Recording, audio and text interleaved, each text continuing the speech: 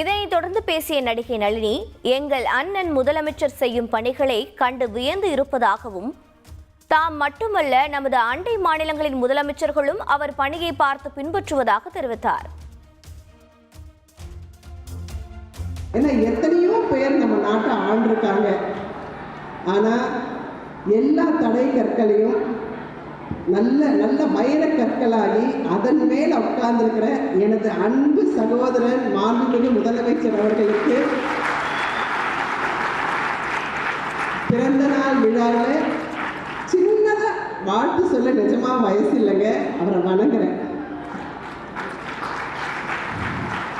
எல்லாருக்குமே ஒரு வரலாறு இருக்குங்க. எல்லாருமே நல்லா ஆட்சி பண்ணாங்க.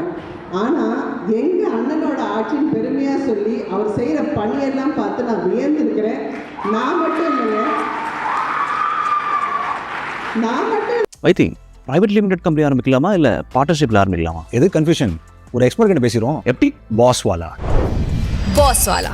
B the boss. நம்ம பக்கத்துல இருக்கிற மாநில முதல்வர்கள் கூட அண்ணனோட பணியை பார்த்து அவர் பின்னாடியே போயிட்டு இருக்கிறாங்க.